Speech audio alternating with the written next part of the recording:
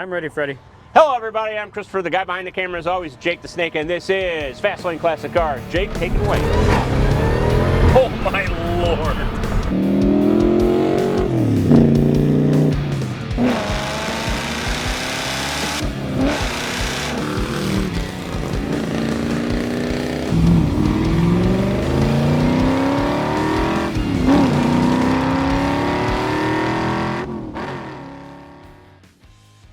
Hey everybody, I'm Chris. We're at Fast Lane Classic Cars. You got Jake, also from Fast Lane Classic Cars. We're in St. Charles, Missouri, 15 minutes outside St. Louis to the west.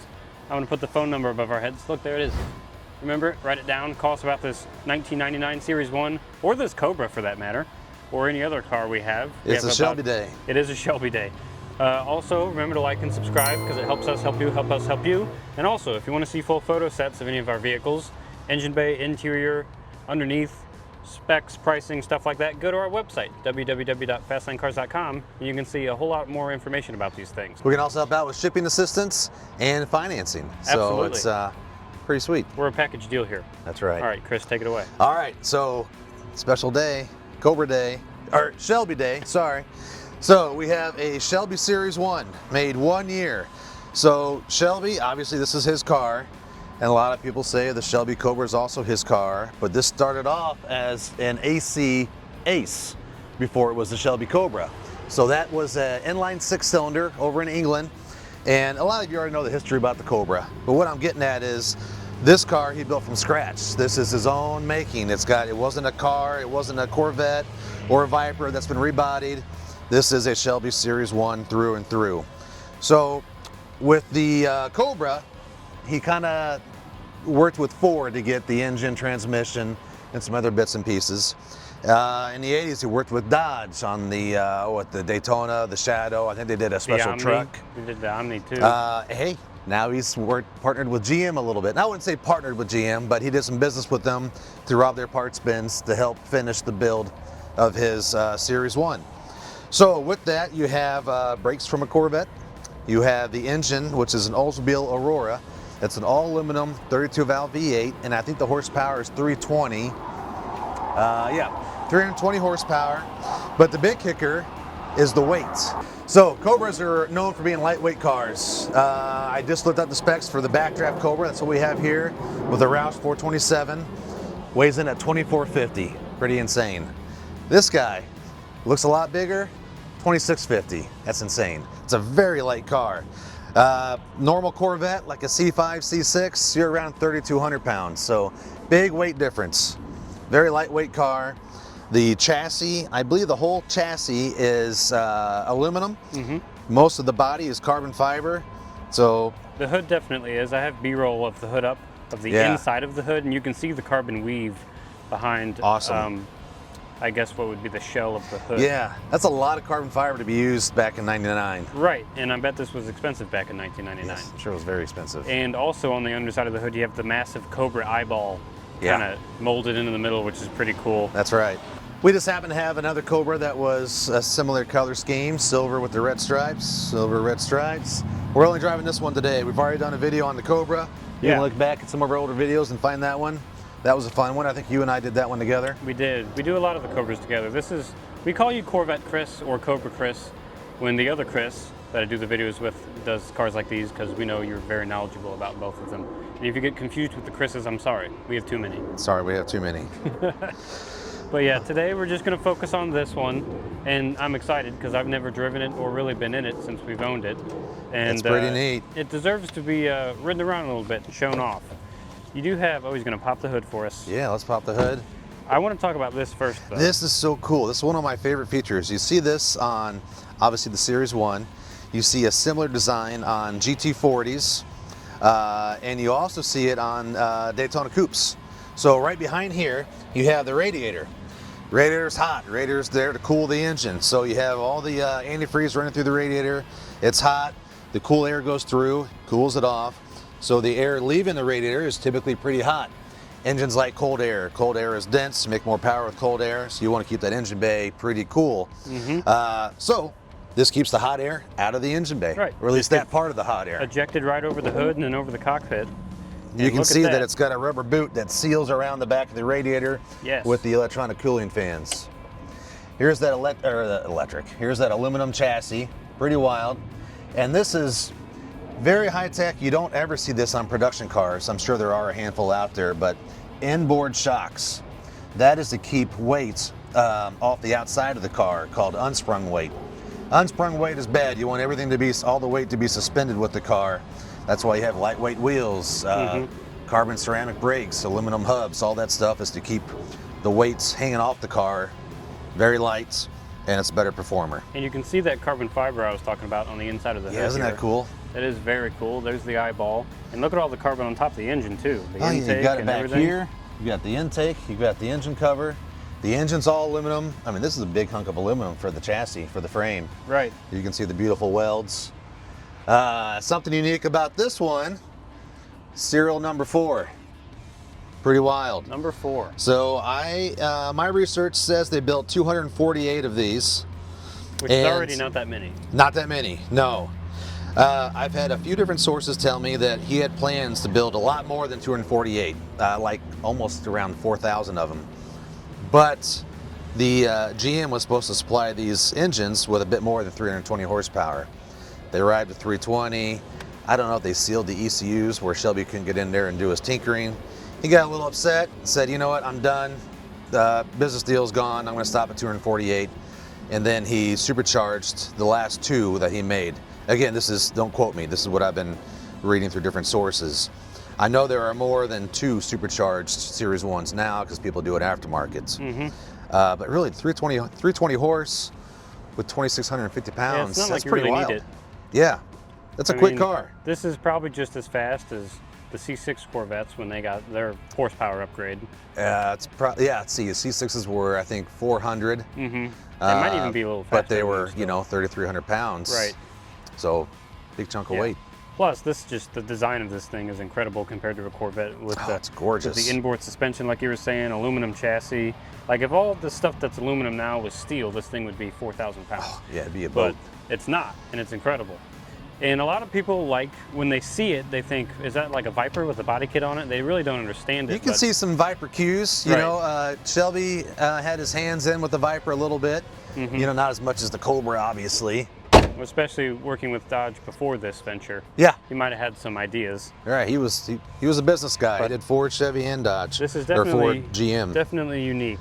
These little fins, they're just cool. I love the fins on the side. The wheels are really cool to me with like the beadlock style looking, you know. Yeah, it's just a around the edge. multi-piece wheel.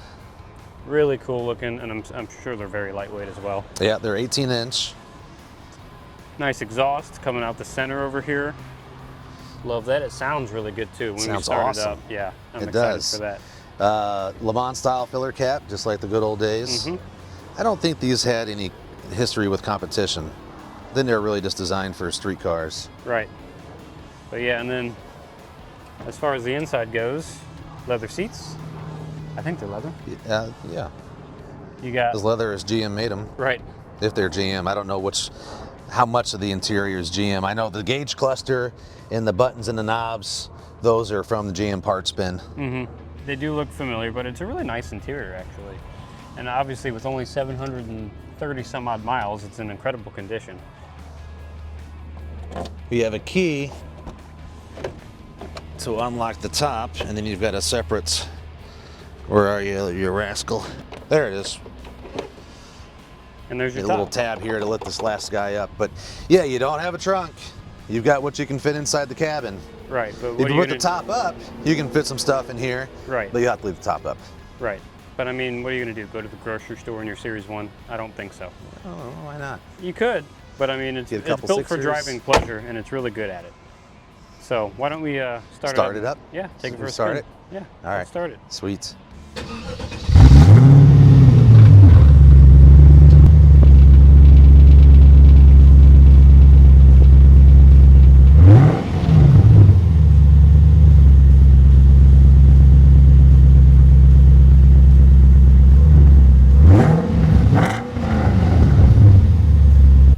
All right. Very nice.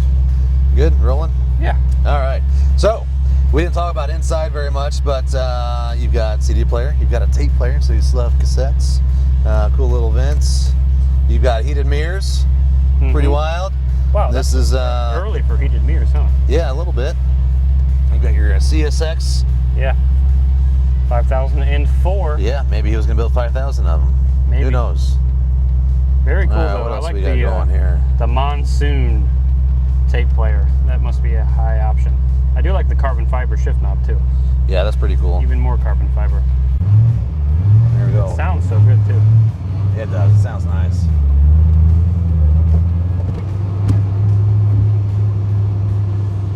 This is my first time driving this outside of the parking lot. Yeah. So I am really stoked. We're not going to go far because the miles are low. We don't have a lot of fuel. Yeah, we'd like to keep it a low mile vehicle. Yeah, being number 4, this is for someone's collection. And that's not to say that you can't drive it. Right. That's to each their own. Because this car does deserve to be driven, in my opinion. Let's see. I'm going to see back a little bit. You also have these 2 speakers right here between us. And then you also right. have 2 right here. You can get wild and crazy. 2 behind us, 2 there, 2 in each door. So I'm assuming the sound system actually sounds pretty good.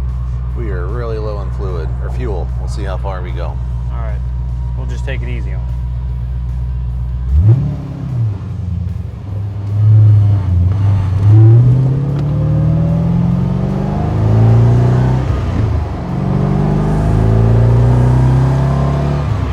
That makes a great noise. It really does.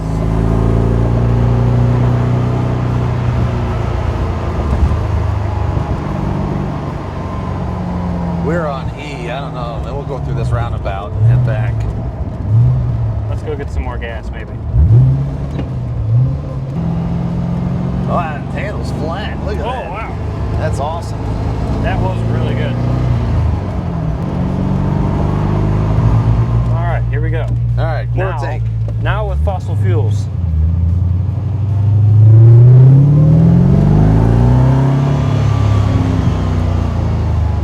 That sounded really good. There we Tilty go. wheel. Now I can see the tack. Nice. This wall's hard to see behind. Yeah, I know.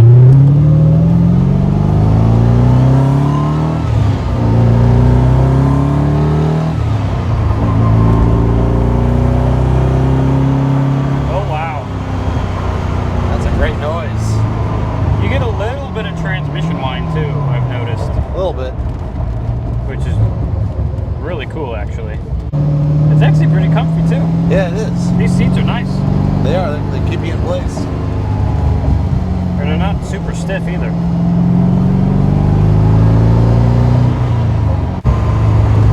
I do like how in the 90s everything was so simple.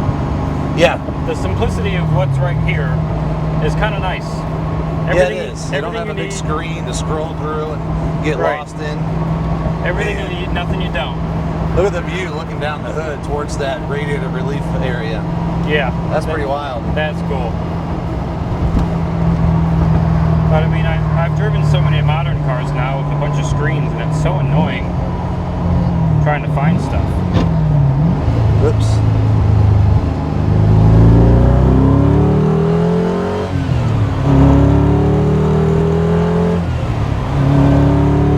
Oh man, that makes a noise. That's a great noise. And the handle's good too. It's so flat, it just darts around. Yeah, it does.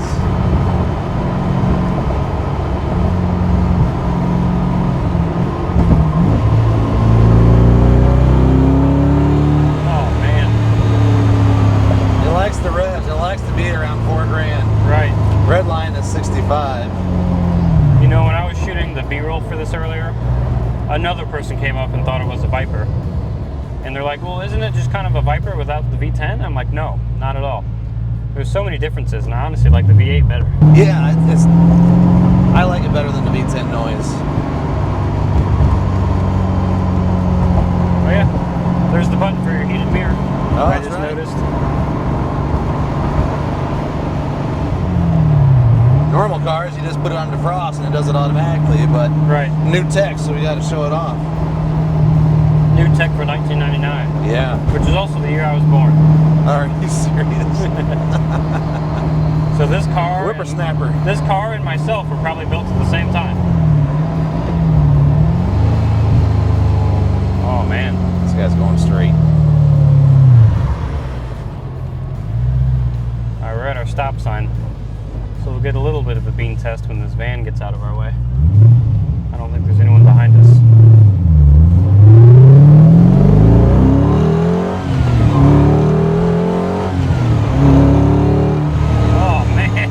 That's nice.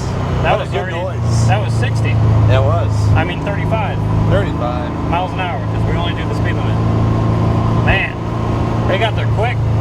I wasn't leaning on it real hard either. No, I can tell. I'm sure peak power is probably closer to the red line, but I don't want to do red line. Man, well, that's that a is bit of good, a pothole there. Yeah, we always have to straddle it coming into this parking lot. God, that's a good noise. This is a special vehicle. It's a really special vehicle. I'm surprised Shelby collectors haven't really gobbled all these up yet, because it's as pure of a Shelby as you can get. Right. It's more pure Shelby than a Cobra, because that was already a car. Mm-hmm. Not to discredit the Cobra, that's an amazing machine. Yeah. But I mean, just for the sake of being a pure Shelby, this is it. Yeah. This is it. All right, you want to get some flybys so I can get some noise from the outside? Okay. Sounds good.